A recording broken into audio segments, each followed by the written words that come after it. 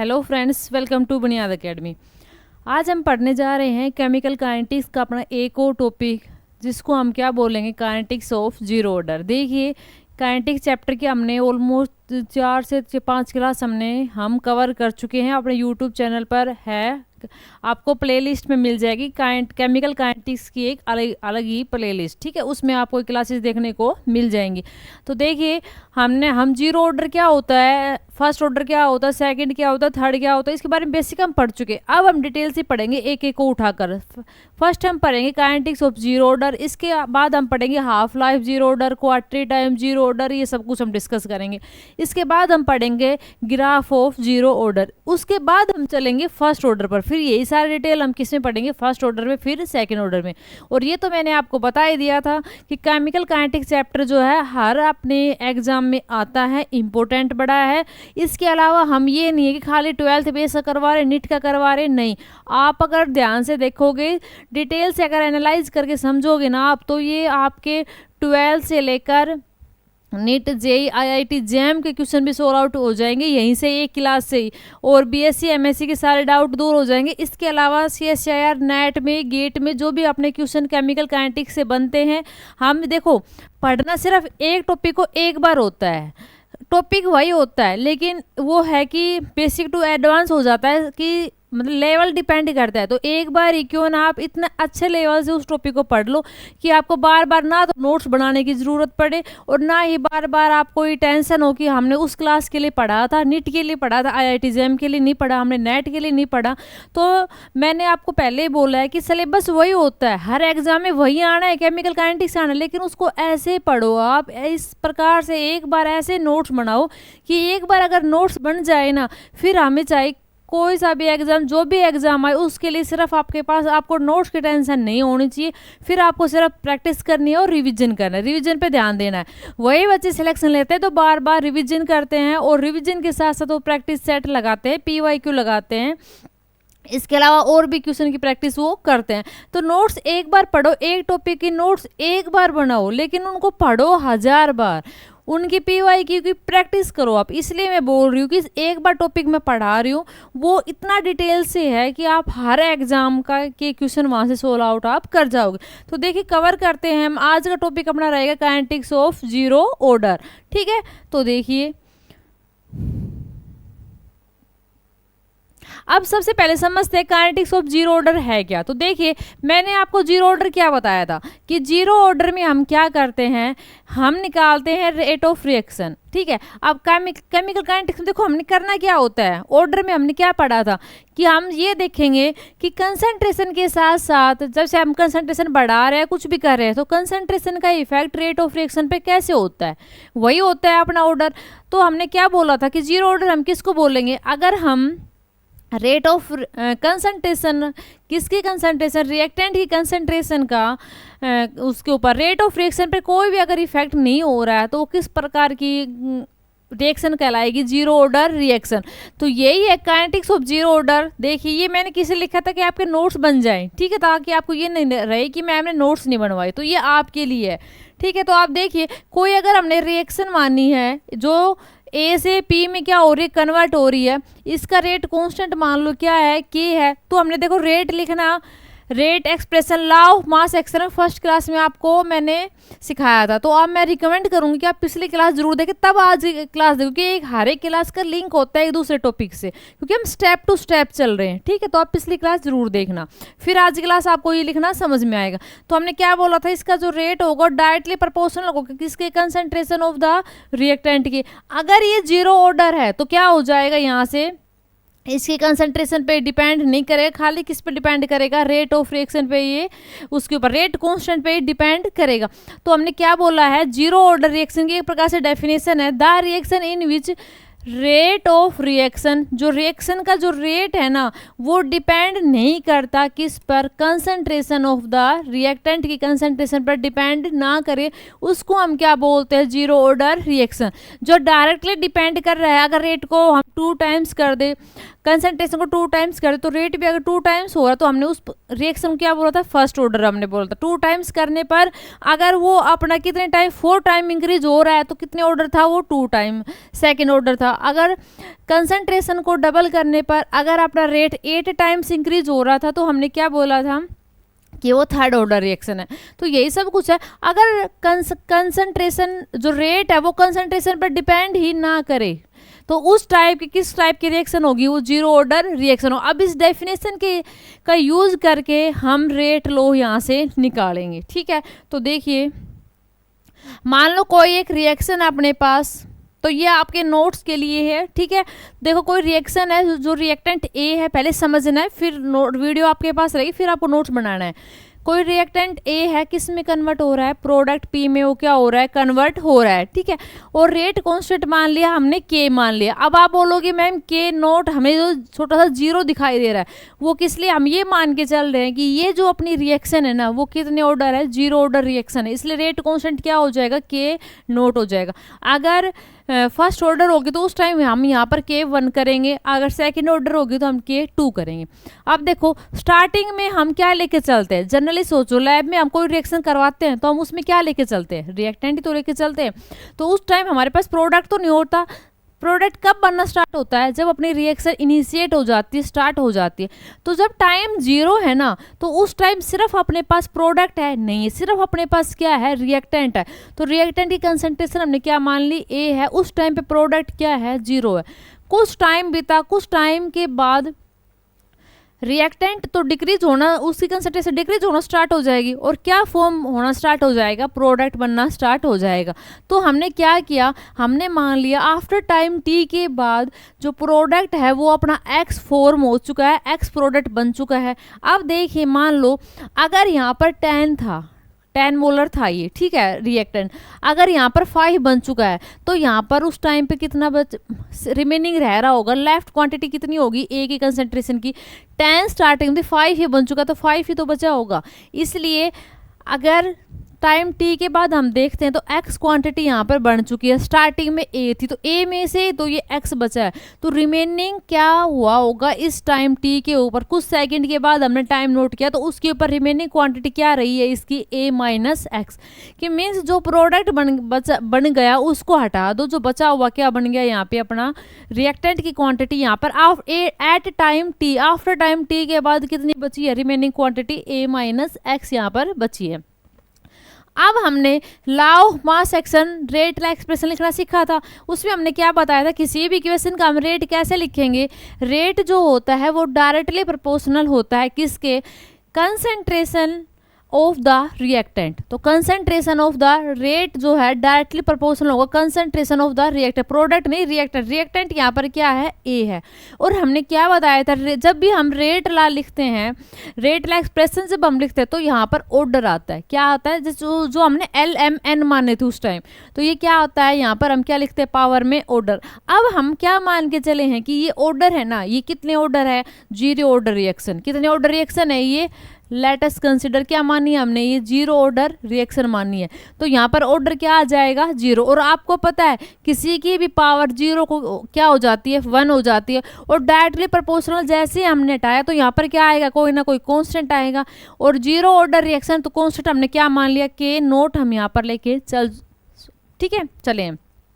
तो ये वैल्यू कितनी हो चुकी है, किस में कन्वर्ट हो चुकी है, 1 में कन्वर्ट हो चुकी है, 1 बन चुका है। तो यहाँ पर 1 से मल्टीप्लाई करेंगे तो क्या आएगा, के नोट। तो यहाँ पर सिंपली हमें क्या दिखाई दे रहा है कि जो रेट है ना वो किसके डायरेक्टली प्रोपोर्शनल नहीं, किस पे डिपेंडेंट नहीं है, कंसंट्रेशन ऑफ द रिएक्टेंट पे डिपेंड नहीं है। जो रेट किसके इक्वल आ गया यहाँ पर, अपना रेट कांस्टेंट के। इसलिए हम बोलते हैं, आप ग्राफ की एक अलग से सेपरेट वीडियो है, क्योंकि मैं कम से कम आपको 8 से 10 ग्राफ करवाऊंगी जीरो ऑर्डर रिएक्शन के। फिर चाहे जो भी एग्जाम है आपका, आप देखते ही टिक करके आओगे, ठीक है। ये नहीं है कि ये 2 ग्राफ, मैक्सिमम टीचर्स क्या करते हैं 2 ग्राफ करवा देते, बात खत्म। नहीं, हमें फॉर्मेलिटी नहीं करें, हम डिटेल से पढ़ना है। वो बोलते हैं ना कि हमें बेसिक टू एडवांस लेके जाना है इस टॉपिक, इसलिए मैंने इसी में मिक्स नहीं किया ग्राफ वाला टॉपिक। तो हम यहाँ से क्या देखेंगे कि जो अपना रेट है ना वो कंसंट्रेशन पर डिपेंड यहाँ पर अपना नहीं करती। ग्राफ में मैं आपको पढ़ाऊँ किस पर डिपेंड किया है, रेट कॉन्स्टेंट पर। और रेट कॉन्स्टेंट क्या है, एक कांस्टेंट वैल्यू। तो रेट क्या आता है, जीरो ऑर्डर रिएक्शन का कांस्टेंट अपना आता है, किस पर डिपेंड नहीं करता, कंसंट्रेशन ऑफ द रिएक्टेंट पर डिपेंड नहीं करता। ये देखो यहाँ से प्रूव भी हो गया है। दूसरी बात, ये नहीं कह सकते कि हम किसी पर डिपेंड नहीं करता। हाँ, टेम्परेचर प्रेशर जो अदर फैक्टर है उस पर डिपेंड करेगा, लेकिन कंसंट्रेशन ऑफ द रिएक्टेंट पर ये डिपेंड नहीं करता है।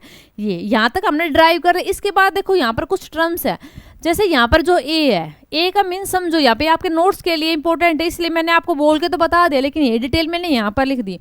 ए यहाँ पर क्या आती है, इनिशियल क्वांटिटी, जो स्टार्टिंग में हम क्वांटिटी लेके चले हैं रिएक्टेंट की वो है अपनी ए, तो मैंने शॉर्ट में लिख दिया आई क्यू। आई क्यू का मीन्स क्या है, इनिशियल क्वांटिटी ऑफ द ए, कि ए की कितनी क्वांटिटी 10 मोलर 5 मोलर हम कितनी कंसंट्रेशन लेके चले हैं। ए माइनस एक्स मैंने आपको क्या बताया था कि जो लेफ्ट क्वांटिटी होती है ना आफ्टर टाइम टी के बाद, तो ये क्या है लेफ्ट क्वांटिटी ऑफ ए की ही क्या है, ये लेफ्ट क्वांटिटी है कब, आफ्टर टाइम टी, जिसको शॉर्ट में हम एल डॉट क्यू लिखेंगे, लेफ्ट क्वांटिटी। ठीक है, एक्स का मीन समझो आप, एक्स का मीन हम दो ले सकते हैं क्या, कि जो भी प्रोडक्ट फॉर्म हुआ होगा आफ्टर टाइम टी, तो पी क्यू का मीन्स क्या है, product produce quantity of product after time T, product की क्या है ये produce quantity after time T के बाद, या जितना ए क्या हुआ होगा डिकम्पोज हुआ है उतना ही तो पी बना है, तो वही है कि decomposed quantity of reactant after time T, जितना ये डिकम्पोज हुआ है उतना ये फॉर्म हुआ है, जितना ये फॉर्म हुआ उतना ये क्या हुआ डिकम्पोज हुआ है। तो ये मैंने इनकी शॉर्ट फॉर्म जो मैंने यहाँ पर आपको सामने बोली थी वो यहाँ पर लिख दिया। ठीक है, तो ये हम जो ये इक्वेशन काम की, इससे आगे हम यूज करेंगे इसका आगे। ठीक है, तो यहाँ से अब दो चीजें हम लेके चलेंगे। देखिए अपने पास इक्वेशन फर्स्ट है जो क्या आई है, are is equal to K naught आई है, जो कि कंसंट्रेशन ऑफ रिएक्टेंट पर डिपेंड नहीं करे, जो प्रूव करते ही क्या है जीरो ऑर्डर रिएक्शन है। अब देखो, अब हम यहाँ से रेट लिखना सीखेंगे। क्या लिखना सीखेंगे, रेट।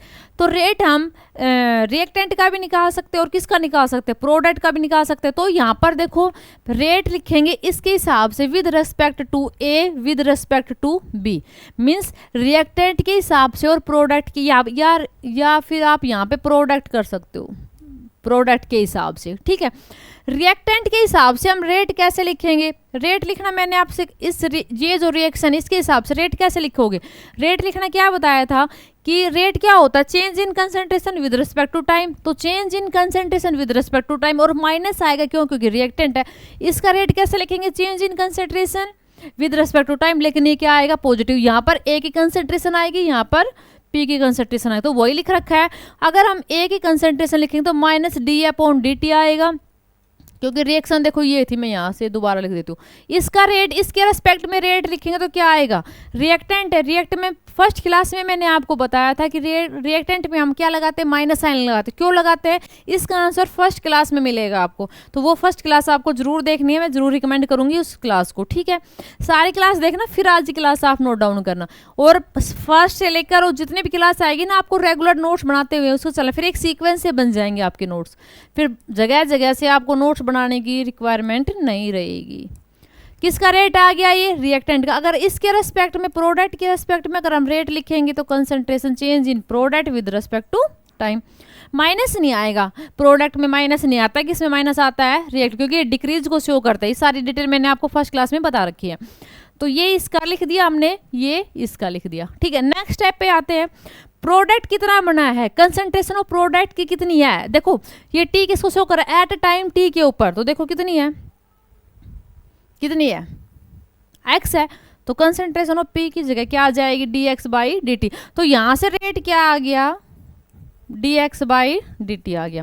विद रिस्पेक्ट टू ए लेके जब हम चलेंगे तो ए की कंसंट्रेशन कितनी है आफ्टर टाइम टी, देखो ए की कंसंट्रेशन आफ्टर टाइम टी कितनी है, ए माइनस एक्स।